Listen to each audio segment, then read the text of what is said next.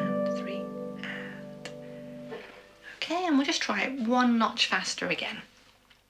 I don't want to go too fast because I know what's coming up later and it's going to get busier. So I don't, although this feels very spacious, I want you to have the space for what's going to happen later.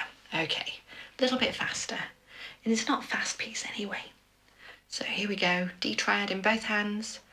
1 and 2 and 3 and 2 and 3 and